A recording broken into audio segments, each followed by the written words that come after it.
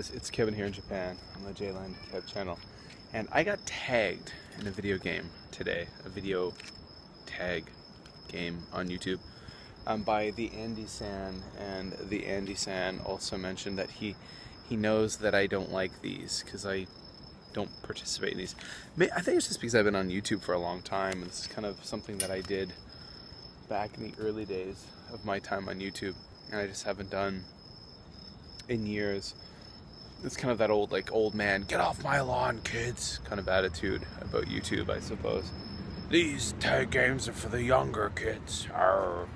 But I see some of the younger kids out there who are popular get a poop ton of hits doing these kind of things, but those are the kind of people who get a poop ton of hits if they video about anything. So it is the Japan tag, and I honestly, kind of by looking at the questions, I watched Andy's video, and I always enjoy watching Andy's videos. I'm definitely a supporter of Andy, which is why I've decided to participate. Putting down my old man cane, my old man in Japan cane, but I really kind of tend to think that these videos, this kind of game is tagged more, or kind of more geared towards those who are kind of like exchange students in Japan who are only here for a few months, or they're a jet who's here for a year or two, or someone's just kind of passing through. Once you get like a grizzled old veteran like myself. Yeah, but nonetheless, let's give it a whirl. So I printed off some of the questions, and here we go. Why did you move to Japan? Question number one, why did you move to Japan, Kevin? I moved to Japan because I met my wife. My wife is Japanese, and I met my wife in Busan, South Korea, many years ago, where I was living, working as an English teacher, and she was working there as a Japanese language teacher. We worked at two different schools, but we met, fell in love. I went back to Canada, went back to university, got my teaching degree, and then eventually we came to Japan because I promised her we'd come to I moved to Japan after finishing university and getting some experience in Canada. Number two, what's your favorite Japanese food and why?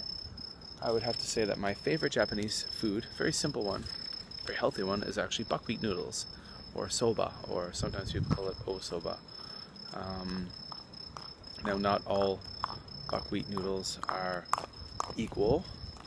You can get stuff at like the dollar shop for $1. You can get stuff at the discount supermarkets for $1, 100 yen. That stuff's usually crap, but you can get really nice stuff. Not even, you can pay a few hundred yen, you can get some really nice stuff. But I love especially cold buckwheat noodles in the summertime. Love it with kind of like a soy sauce kind of based sauce with wasabi. Man, oh man, nothing beats soba. Definitely my favorite Japanese food, and I love a lot of Japanese food. Okay, what's your favorite place in Japan and why? Well, honestly, I've been here for 6 years. I'm not as well traveled as I should be, and that's something I lament. A lot of that has to do with having very young kids. It's hard to travel with very young kids, which I have. My favorite place, Kyoto, if I could subtract all the tourists. A lot of tourists there. I've been to a place in northern Hyogo Prefecture called Kinosaki. Kinosaki Onsen Town, that's a wonderful place right on the Sea of Japan. That is very beautiful, beautiful, beautiful. What's your favorite Japanese word or kanji and why? I don't have a favorite Japanese word or kanji, as in I don't have a favorite English word. I lived in Korea, I don't have a favorite Korean word. I studied French most of my student life in Canada. I don't have a favorite French word, so I don't have a favorite word. Do people have favorite words? Why would you have a favorite word in a language? I don't know. Oishi, delicious. Who knows? What's your favorite thing about Japanese culture and why?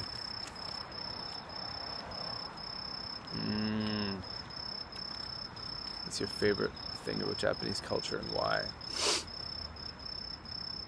Japanese people have a wonderful way of at times sucking it up and dealing with it. That works to their detriment at times too. But when things get tough, the tough get going. When things get tough, the Japanese suck it up and do it. They don't bitch and whine like we tend to do in Canada or in America, kind of Western cultures. I've kind of, in my time in my years in Korea and Japan, have kind of come to think that people in Canada and America, Western culture, feel too entitled they feel they deserve the sun, the moon, and the stars without really working for it. I've just graduated from university. I should be getting a job with a starting salary of $55,000 a year in a management position at $95,000 a year within the next 2 years. That kind of thing. Yeah, Japanese people, now that works to their detriment though, because sometimes there's this idea called shogunai, where it's just like, oh well, can't do anything about it, which a lot of people have. Oops, I'm rattling this whole fence system. Which then, because of the fact that sometimes people suck too much stuff up, I know if they spoke up a bit more, maybe they could get a better position in life. But at the end of the day, people work hard and they suck it up, and they don't complain and bitch and whine about the little things. I like that about Japanese culture. Number 6. What is one thing that has surprised you during your time in Japan?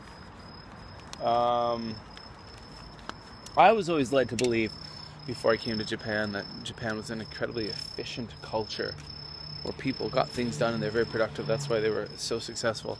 But one thing that really surprised me was actually how absolutely inefficient in many ways Japanese culture is compared to Western culture, at least when it comes to like working culture, business culture. In many aspects of Japanese culture that I've experienced, a lot of productivity is wasted with things like meetings, bureaucracy. You know, it's amazing.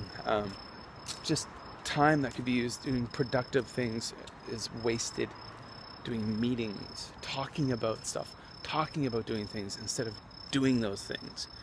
It's very frustrating sometimes for someone coming from Western culture. And maybe if you have no work experience before you've come to Japan, you might not know.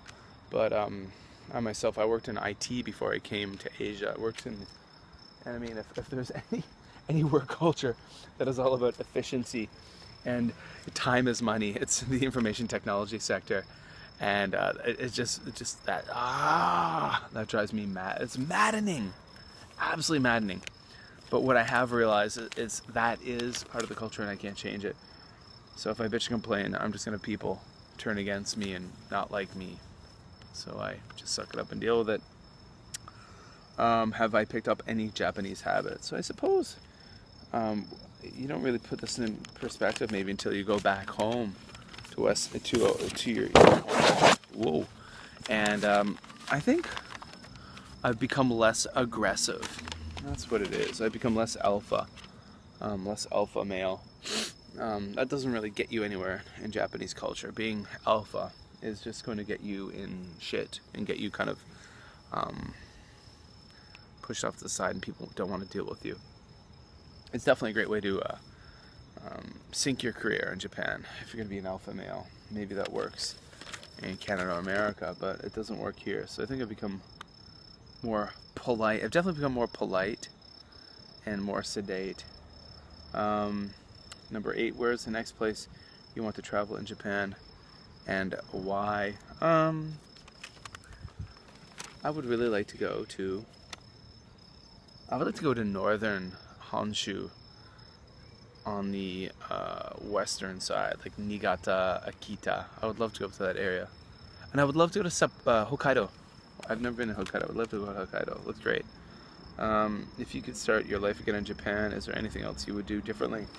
I would have spent more time in Canada getting more teaching experience.